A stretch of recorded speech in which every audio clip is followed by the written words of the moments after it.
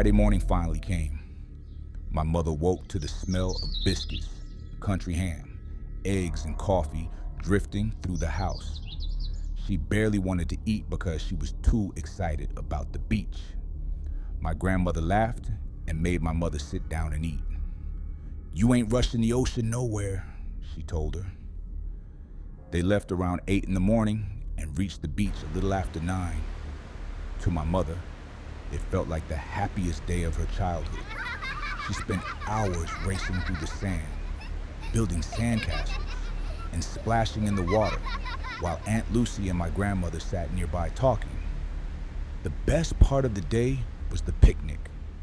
Aunt Lucy had brought one of her famous pound cakes. According to my mother, people all over that part of Mississippi knew Aunt Lucy as the pound cake lady. She swore nobody on earth could bake better than her. The whole day felt warm, peaceful, safe, too safe. As evening crept closer and the sun started sinking lower, my mother picked up a seashell from the beach and tucked it into her bag so she would always remember that day. She still has it. That was the last good moment. On the drive back, little things started feeling wrong. The radio stopped working. No matter what station they turned to, all they got was static. The Rambler started smoking, then stalling. The road somehow looked unfamiliar even though they had driven the same route to the beach several times before. At first, my grandmother thought she had simply missed a turn. But after another 20 minutes, Aunt Lucy admitted she didn't recognize the roads either.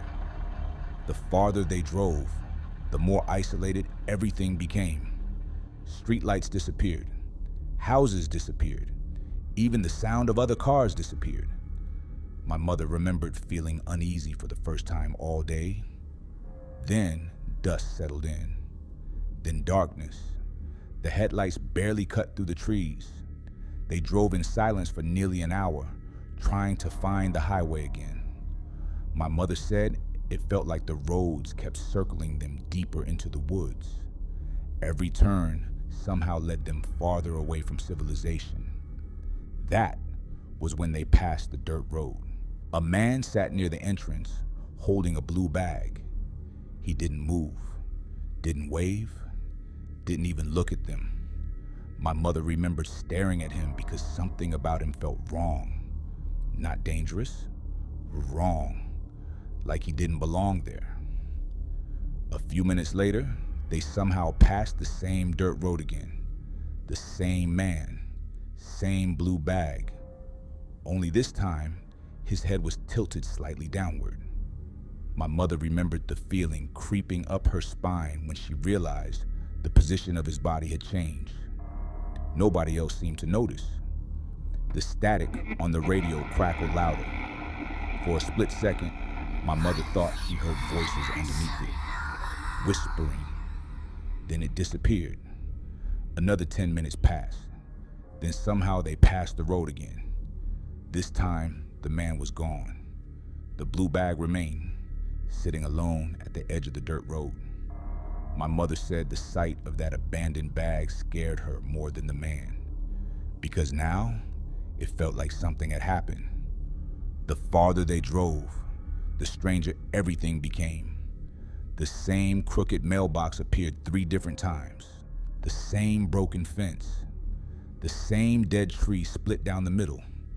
It felt like the road kept folding back onto itself. My mother noticed Aunt Lucy had gone completely quiet. Not nervous quiet, terrified quiet. Then Aunt Lucy suddenly pointed toward the dirt road. "That's it," she whispered. "That road leads back to the highway."